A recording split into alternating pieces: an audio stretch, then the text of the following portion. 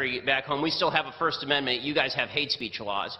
You have a criminal code of Canada advocating for penalties of up to 2 years in prison for inciting hatred against an identifiable group, which is insanity, since obviously there is no great legal definition of any of these terms. They are all far too broad. As a lawyer, Bill C-16 is an abomination. Bill C-16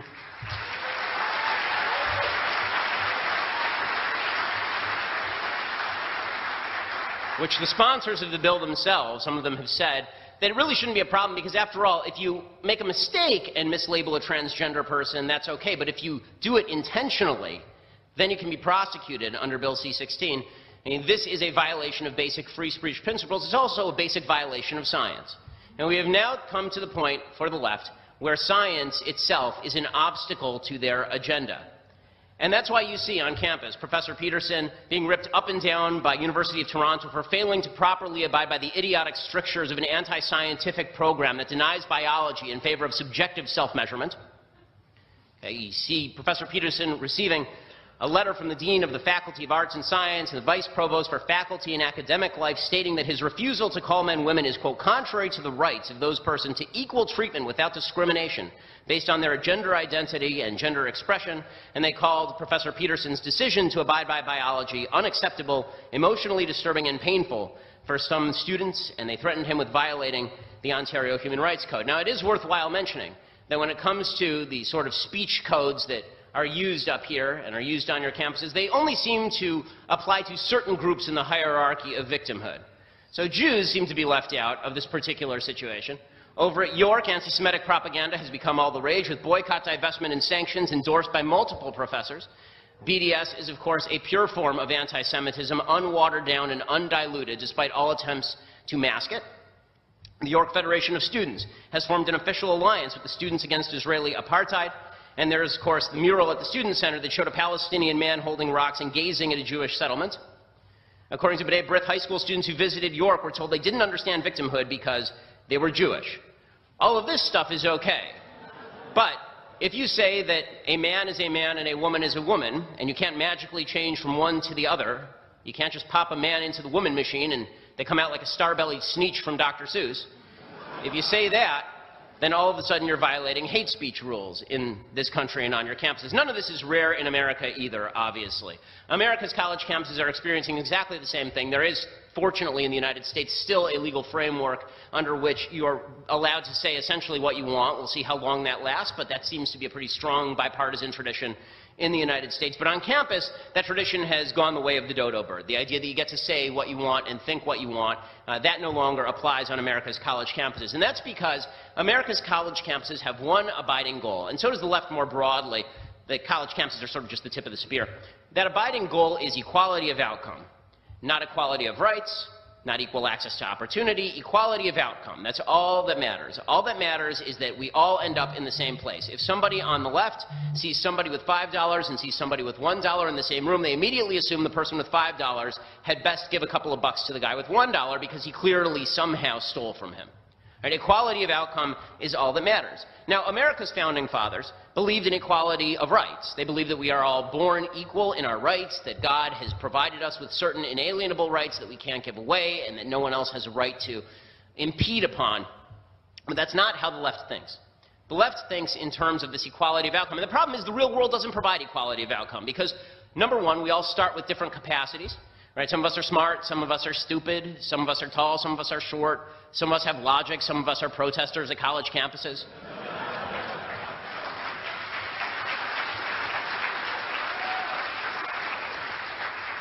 We're not all going to end up in the same place. We choose different career paths, we make different decisions about our lives, we work non-equally hard.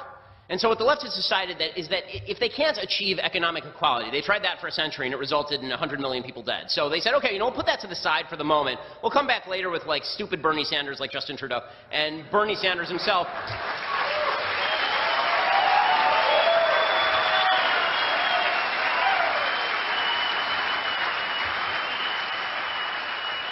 and we'll talk income inequality, and then we'll talk about social democracy, and then eventually we'll sort of start inching our way back toward the confiscation of wealth at point of gun. But while we do that, in the short term, at least we should have equality of feelings, and that we can do immediately. We can ensure equality of feelings right now. If we can't all feel equal in our achievements, then we can at least all feel equal when it comes to our feeling of victimhood at the hands of Western civilization. And the best way to do this is set up the hierarchy of intersectionality. And a bunch of people have talked about this tonight, but people say that it's hard to distinguish what that hierarchy is. It's not hard at all. We all know it, right? I mean, if you're on a college campus, if you're living in a leftist area, you know what the hierarchy of intersectionality is. You know, the folks whose opinions mean more. At the very top are the LGBT folks. And then below that are, this is the United States version anyway, right below that are black folks, and then Hispanic folks and Native American folks, and then women, and then Asian folks, and then Jews, and then straight white guys.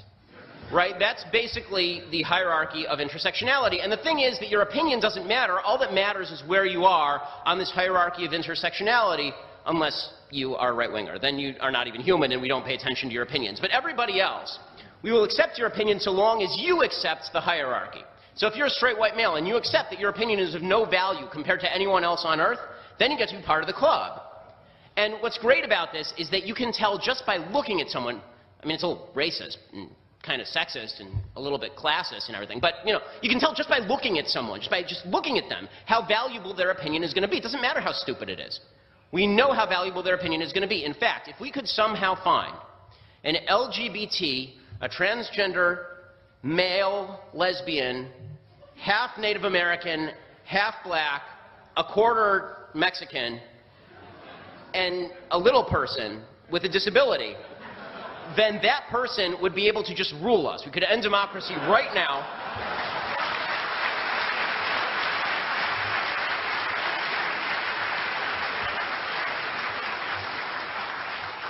This person would immediately become king or queen. I don't want to be gender specific, and this would be the final. No more voting, no more debate. This person has the ultimate opinion because this is the ultimate victim of this evil Western civilization that must be torn down piece by piece. And the bargain for people is pretty simple. You get to feel good about yourself even if you haven't done anything in your life. You get to feel that all of your failures are the result of a society that's seeking to victimize you. Grab a chisel and hammer away. You're part of the coalition that's going to tear down this evil civilization that has victimized you. Now, never mind that all of this is sheer bullshit. Right? Never mind that none of this makes any sense. Never mind that when people talk about white privilege, in the United States it doesn't make sense for a variety of reasons, including the fact that the majority of people on welfare in the United States are white, including the fact that the people with the highest average household income in the United States are Asian, which is weird. I mean, like, Koreans didn't write the Constitution, right? So is it Korean privilege that's causing all of this in the United States, or is it just possible that we have a free system and people who work really hard do really well in the United States under a free system? None of it makes any sense, but it makes everybody feel really good. And that feeling of victimhood is empowering to people. It's not empowering them to do anything useful. It doesn't empower them to work harder, because in fact, if they work hard and they succeed, they've actually undermined their entire argument. If they work hard and they succeed under this cruel, oppressive system that was supposed to keep them down, then how do they make the argument it's a cruel, oppressive system that was supposed to keep them down? It makes it kind of difficult. But it does give them a feeling of achievement just for being there. And the way that they protect this is by preventing anyone else from thinking or speaking. And so they use language like white privilege, and then they use the microaggression culture. Now, the microaggression culture is specifically designed to make people into mewling babies. That's what microaggression culture is designed to do. So microaggressions, as you all know, because most of you are college students, microaggressions are this idiotic notion that if someone says something to you that you find insulting, mind you, it doesn't have to actually be insulting, but you find it insulting, subjectively. Right? If you find it insulting, then you have been microaggressed. Something deeply evil has been done to you, and you have every right to be upset and angry and blame the system and cry about it. Right? That's what and we have to ban them. We have to do everything we can to wipe that out of people. We have to have diversity training so that people must never speak. We become like a monastery from the 14th century. You just sit around and you stare at each other. But it's all pretty because it's ethnically diverse, but it's really quiet. That's what microaggression culture is designed to do. These small actions or word choices, as Jonathan Haidt over at The Atlantic says, that seem on their face to have no malicious intent, but that are thought of as a kind of violence nonetheless. Now, what's dangerous about this is not just the attempt to silence, it's the language itself. So microaggression is not just something insulting. When I was growing up, we didn't have this stupidity. I'm not that much older than you guys, but we didn't have this stupidity even 10 years before you were born. You know, we just used to call it an insult. And then we were told to grow up because people insult each other. But the microaggression language is different, because microaggression language suggests that there is an actual aggression taking place. Something aggressive has been done to you. Never mind that it wasn't purposeful. Never mind it wasn't even accident. Never mind maybe never even happened. The bottom line is something aggressive has been done to you. And you know what aggression calls for? It calls for an aggressive response. It calls for you to shut down debate. It calls for you to storm stages. It calls for you to get violent with people. And so things that are completely and utterly anodyne, right? If you say something like, I'm colorblind to somebody, this is a microaggression, because how could you not acknowledge your own white privilege? I'm colorblind actually means you're racist, right? If you use he and she, right, this is offensive to transgender people because you're not using made-up words like she and gjibi, right? These are microaggressions, because even if you legitimately didn't know the sex of the person you're talking to, or you did know the sex but you didn't know what, like you're meeting the person for the first time, you have no idea what in their own mind they are. If you do that, then it's a microaggression on a cosmic scale, and this calls for aggression.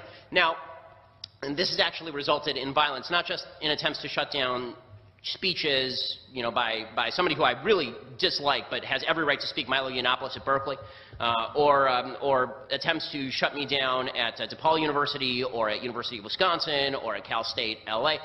It's getting to the point where it's bleeding up from the university level higher up into